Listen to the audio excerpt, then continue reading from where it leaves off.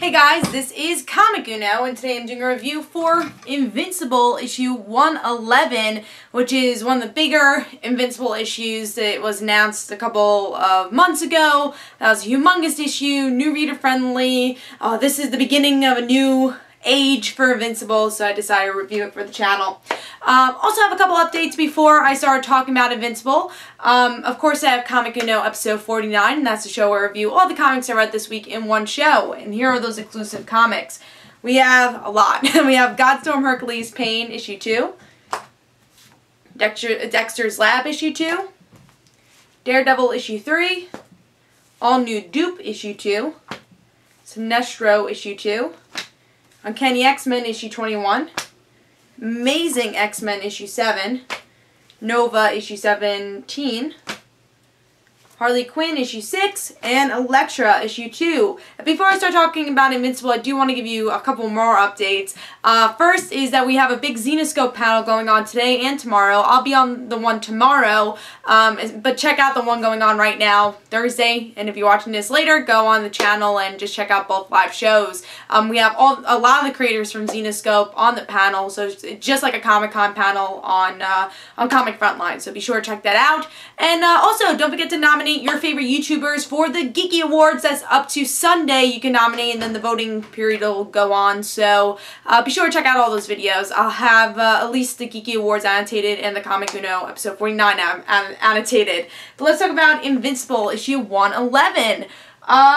Yeah, so like I said, this is supposed to be like a new era, a new beginning. I don't have the physical copy with me, but I did read it digitally, and because I got it free from the indie company Image, so I did read it from PDF, but I want to show you with my iPad. That's the reason I can't. But yeah, with this issue, we get to see, you know, after the whole thing that happened last issue with Invincible, he's getting up from that, and he has to confront Robot. And Robot at first is in all denial, and he's like, yeah, I'm still your friend. And Invincible goes to Seal, one of, I would say, the heads of kind of the government superhero project thing they have in this universe. And Robot's like, yeah, I'm not gonna pretend, I want to take over the world. And he kills Cecile, and then he goes to kill Adam Eve, to kill Eve. Or at least destroy her in a way. She falls in her stomach, pregnant, and he rips her leg off. And now Invincible, all he can do is go to his father, and that's the end of the issue. So yeah, very, very gruesome issue. A lot of shockers, like, whoa, they just did that.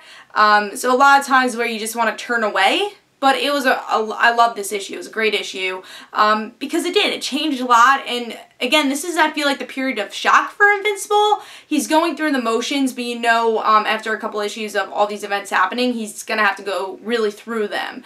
You know, analyzing them and seeing how he changes as a person after all this shock that just happened. Cecile dying, one of his best friends becoming a villain, and whatever happens to Adam Eve.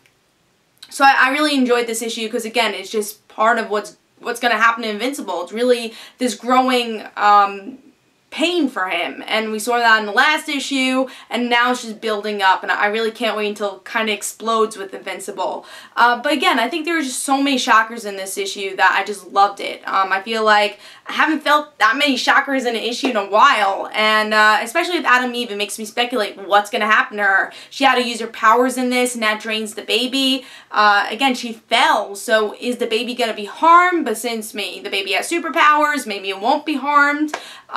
Yeah, it's going to be a question of that. I really hope the baby's alive because, you know, we've been following this story all these times, and Adam Eve already had, I think, a miscarriage in around issue 70-something, so she's already gone through all that. So it's going to be an interesting